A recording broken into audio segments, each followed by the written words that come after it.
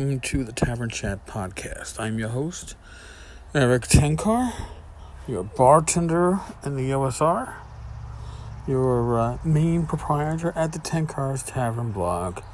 If you can hear the birds chirping in the background, you know that I'm on the back porch in the Poconos, and I will wait for the weekend. So, I'm going to give you a little news. It looks like James Ohlen, and the name doesn't strike you, that's okay, but he's from Bioware, and he's been there for 22 years, so he's been there since the Baldur's Gate 1 and Baldur's Gate 2 computer RPGs were created. He worked on them. That's part of his gaming history. He's retired. He's retired from Bioware, and he's going to be publishing D&D Adventures with his new company, Arcanum Worlds, and they have a hardcover source book, the ancient Greek-themed Odyssey of the Dragonlords. Now, I got this recent news from Enworld. They're good for that stuff sometimes. So, it looks like, I guess, he released a series of tweets. I'd rather see a website go up with an official announcement. But, in any case, it's James Ohlen, Jesse Sky. Jesse Sky worked on Star Wars: The Old Republic. It's going to be a release for 5e. I personally think it's exciting. Now, part of his official announcement, because I don't know if Twitter can make it an official announcement myself. After 22 years, I retired from Bioware. Now, I'm pointing this out. He's saying retired, not that he's leaving Bioware, that he's done his time. He's retired, which means he should be leaving with a package that, in theory, helps support him financially as he enters this new stage of his career. I've loved my time with Anthem, Star Wars, Dragon Age, and Dungeons and Dragons, but I need to take a break from the industry and work on something a little smaller and more personal. The most fun I've ever had at Bioware was as the lead designer on Baldur's Gate 1 and 2 and Neverwinter Nights. I've been a D&D fanatic since I was 10 years old, and I want to be part of it again. Please visit, and then he actually gives us a site. It's www.arcanumworlds.com to see what I'm talking about. Now, and there's a mystery writer. They're not announcing that's going to be working with him. Baldur's Gate 1 and Baldur's Gate 2 were probably what kept me going when I was no longer actively gaming. These were as close to tabletop D&D I think I've ever found in my gaming career. I've played fun computer RPGs in the past. I don't think anything will ever compare to that special feeling of playing Baldur's Gate 1, hearing Minsk talk to Boo, the Minsk, the Insane Ranger. It was a very special game. It was well done, and it captured the feeling of playing D&D.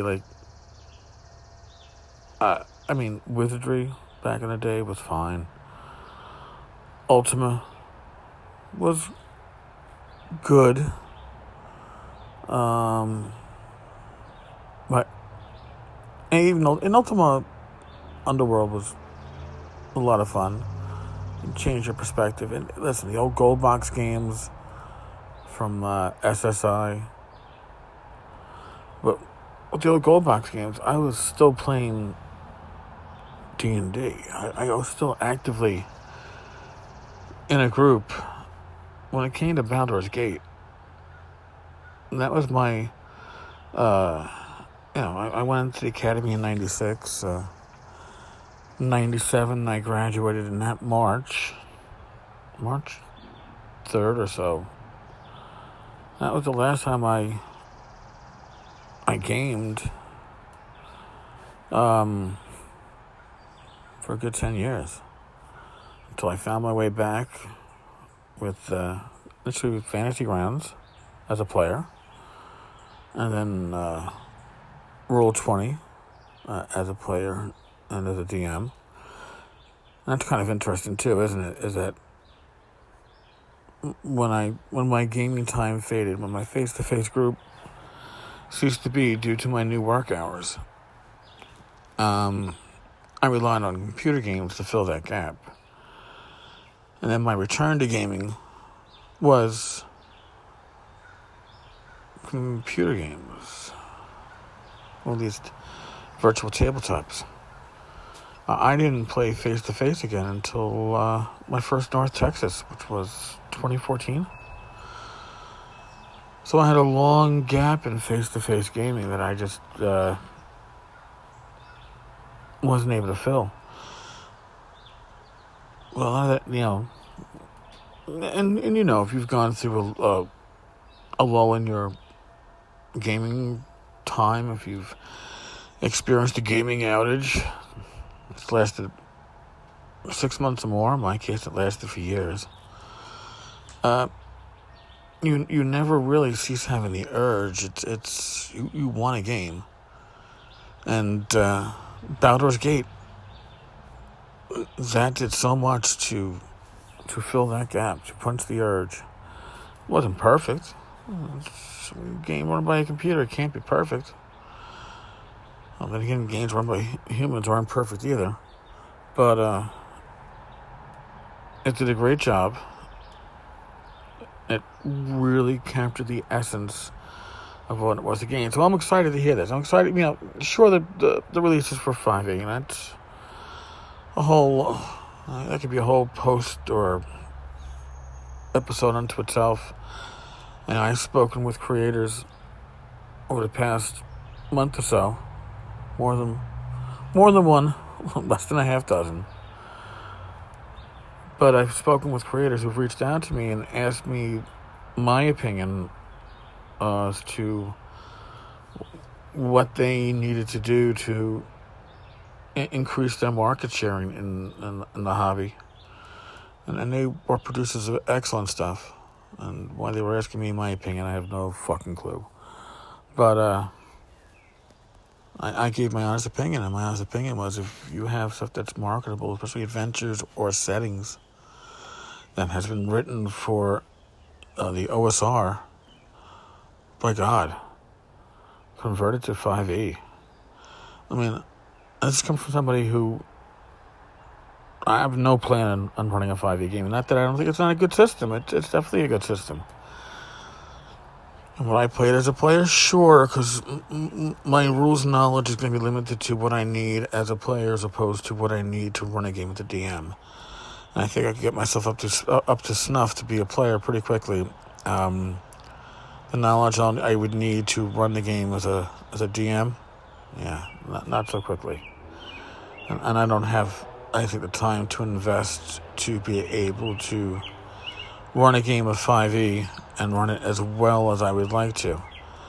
I can run it with an OSR system. I can run it with Swords and Wizardry, whether it's light, white box, complete, probably without even referring to the book, except maybe for occasional spell descriptions. I could probably do the same for Labyrinth Lord X. Probably move on to White Star without much issue. But to learn 5e to the point where I could run it, no, not for me. But there's a lot of people who can. And the 5e market compared to the OSR market, it's like comparing the great white shark to the guppy in your fishbowl. There really is no comparison. However, there's a lot of synergy. There's a lot of similarity between the systems. It's not like converting something from OSR to Pathfinder. There are paths you can take that certainly see the similarity between the two, and I think that is extremely important. So again, I'm happy to see this coming out for 5e. If it's good, it'll be some way systemless, because converting from 5e to OSR is something that I can pretty much do on the fly for most adventures, and I'm sure if it's a setting book, much of what you have there is going to be systemless anyway, so it's good for all of us. So there you have it. That's the news today. As for what I'm going to be doing today, since I am up here in the wonderful Pocono Mountains, drive around, exploring, checking out some new neighborhoods, see what's here to be found. We got some rain supposedly coming in later this afternoon, some thunder showers, whatever. I'm not in the city. I'm unwinding and I'm recharging my batteries, so it's all good. All right, folks. God bless. Stay safe. Roll your dice well. And I will talk with you tomorrow. Later all.